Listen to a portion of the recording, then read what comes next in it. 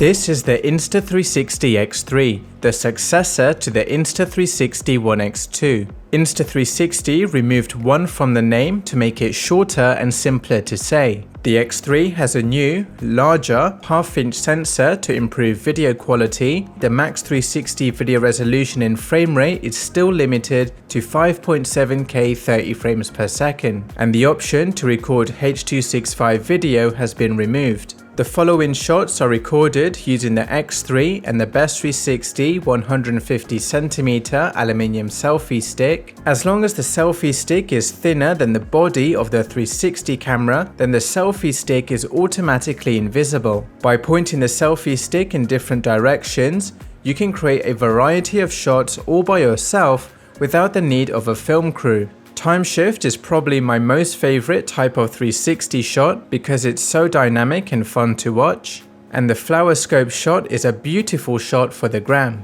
On the X2, sometimes a floating red dot can appear in your 360 footage in bright sunny weather, but so far I have not seen any floating red dot in my X3 videos, which is great. The body of the X3 is a few millimeters thicker than the X2. Ideally, the body of a 360 camera should be as thin as possible to achieve the most seamless stitch line, so expect the X3 stitch line to be a little worse than the X2. The easiest way to reframe your 360 video and share it on social media is to use the Insta360 app. To edit the flower scope shot, for example, first trim the shot down to fit in an Instagram story. Add a keyframe at the beginning of the video, change the field of view to tiny planet, swipe your finger down to invert the tiny planet, reframe the 360 video so you're at the bottom of the inverted tiny planet, update the keyframe to save this view, and this is the result.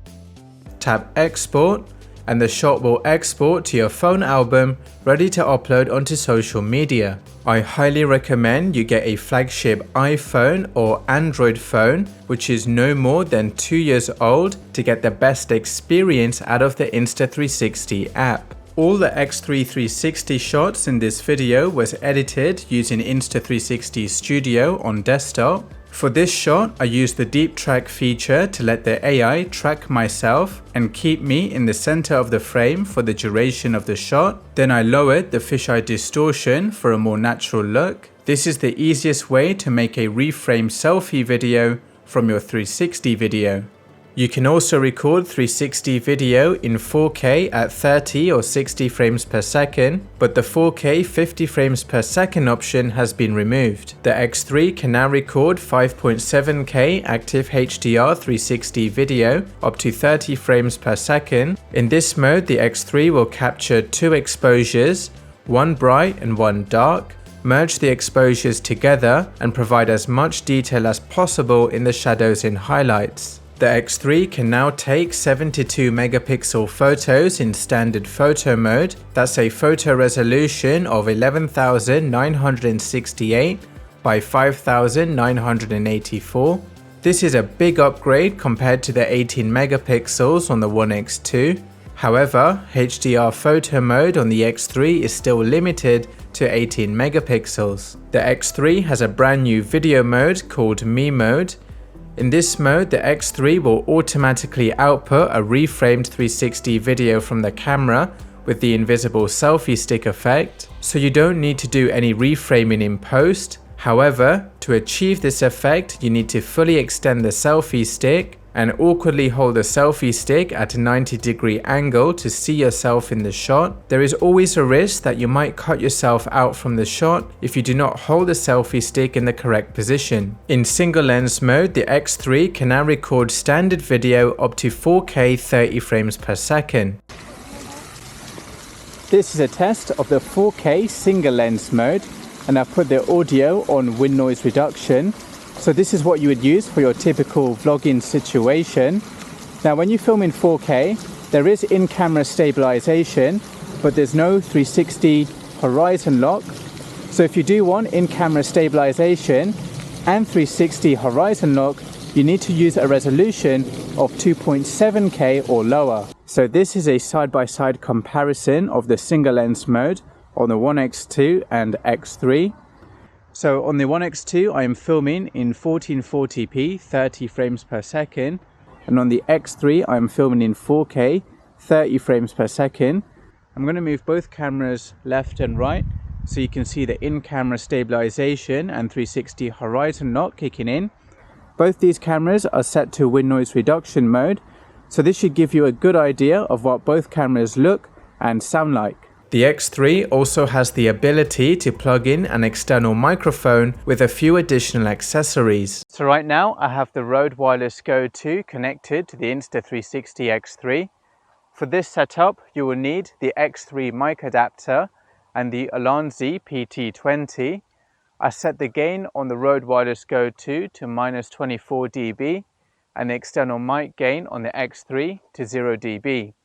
What you hear right now is straight out of the camera, and I've done no processing apart from boosting up the volume so it matches the rest of the video. On the X3 you can now record bullet time videos in 4K 120 frames per second or 3K 180 frames per second. The 3K 100 frames per second option has been removed. To record a bullet time, mount the X3 on the bullet time cord and swing the camera above your head at about 1 rotation per second to get the matrix-like effect. The X3 can now record 8K time-lapse videos up to 30 frames per second. However, 8K time-lapse mode did not work for me at all, so I can only show you a time-lapse video filmed at 5.7K 30 frames per second. Loop recording is a new video mode for the X3 which will turn your 360 camera into a dash cam. You can also do loop recording in single lens mode as well. In the settings menu you now have control over the sharpness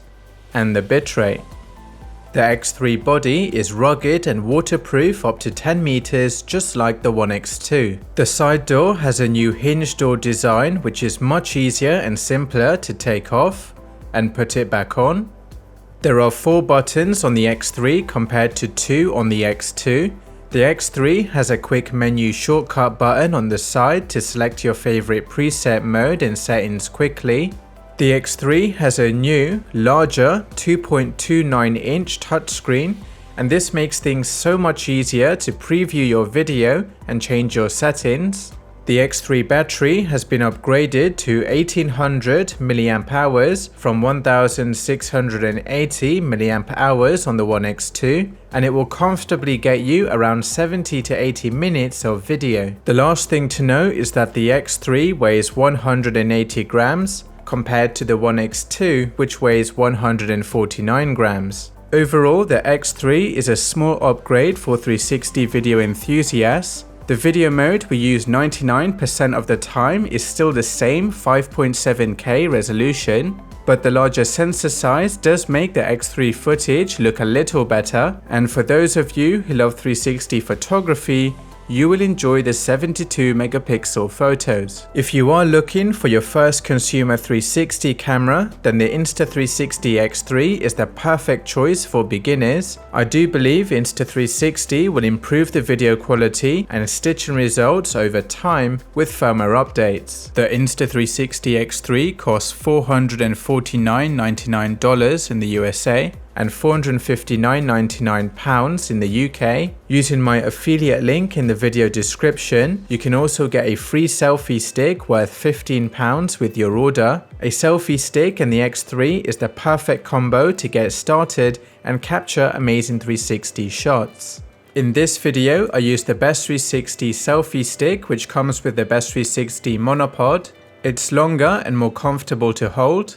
The Best 360 monopod is a 360 camera stand I made to reduce the chance of your 360 camera getting blown over by the wind. You can even opt for the Pro version, which has super long legs. I will leave a link to both monopods in the video description. That's it for this video. I hope you found it useful. Hit the like button if you learned something new. Subscribe for more Insta360 X3 tutorials, and I will see you in the next video.